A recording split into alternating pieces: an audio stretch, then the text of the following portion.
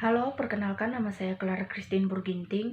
Saya dari kelas 5 SIA 3. Baik, di video ini saya akan menjelaskan tentang apa saja itu pengertian, tujuan, dan juga contoh dari penelitian eksploratif, penelitian verifikatif, tujuan pengembangan, discovery, invention, dan innovation. Baiklah, yang pertama yaitu penelitian eksploratif. Penelitian eksploratif adalah salah satu jenis penelitian sosial yang tujuannya untuk memberikan sedikit definisi atau penjelasan mengenai konsep atau pola yang digunakan dalam sebuah penelitian.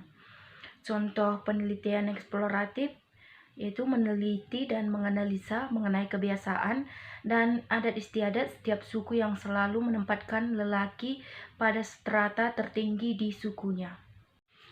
Adapun tujuan dari pelaksanaan penelitian eksploratif oleh seorang atau sekelompok individu yaitu pertama, memberikan informasi baru yang mendetail kepada masyarakat, kemudian memberikan pengetahuan serta wawasan lebih kepada masyarakat mengenai hal-hal yang sebelumnya belum mereka ketahui, lalu melakukan generalisasi terhadap beberapa gagasan yang ada dan mengembangkannya secara tentatif.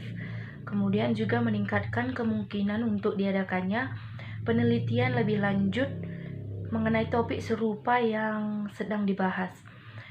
Lalu menyajikan informasi baru dengan metode pembahasan yang lebih mudah dipahami serta dimengerti oleh masyarakat, dan mengembangkan pola pikir masyarakat terhadap suatu topik ataupun hal-hal lain yang ada di sekitarnya. Yang kedua yaitu penelitian verifikatif. Penelitian verifikatif adalah penelitian yang dilakukan untuk mengecek kebenaran hasil penelitian lain. Tujuan verifikatif yaitu kegiatan penelitian yang dilakukan dengan tujuan menguji atau membuktikan kebenaran dari pengetahuan yang telah ada sebelumnya. Contoh, pada tahun 1970 diadakan penelitian tentang rasa solidaritas rakyat pedesaan dan dihasilkan suatu kesimpulan. 2 tahun kemudian, peneliti lain mengadakan penelitian yang sama dengan tujuan mengecek kebenaran hasil penelitian sebelumnya. Yang ketiga, tujuan pengembangan. Tujuan pengembangan adalah kegiatan penelitian yang dilakukan dengan tujuan mengembangkan atau menggali lebih dalam dari pengetahuan atau penelitian yang sudah ada sebelumnya.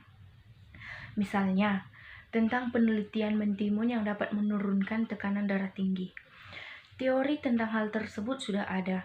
Namun di sini peneliti mengembangkan lagi penelitian yang bertujuan untuk menilai beberapa besar atau efektifkah mentimun tersebut dapat menurunkan tekanan darah manusia pada berbagai kelompok umur.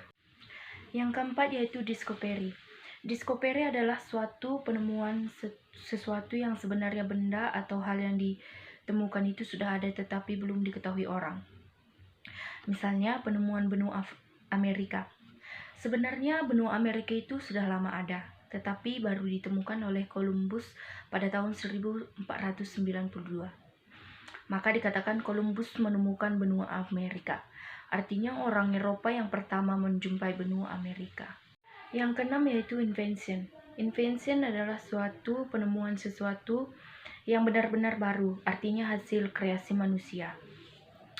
Benda atau hal yang ditemui itu benar-benar sebelumnya belum ada, kemudian diadakan dengan hasil kreasi baru. Misalnya, penemuan teori belajar, teori pendidikan, teori pembuatan barang dari plastik, mode pakaian, dan sebagainya. Tentu saja munculnya ide atau kreativitas berdasarkan hasil pengamatan, pengalaman dari hal-hal yang sudah ada, tetapi wujud yang ditemukan benar-benar baru.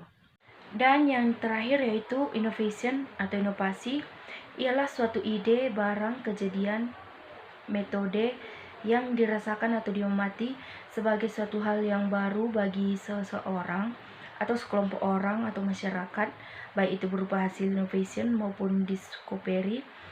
Inovasi diadakan untuk mencapai tujuan tertentu atau untuk memecahkan suatu masalah tertentu.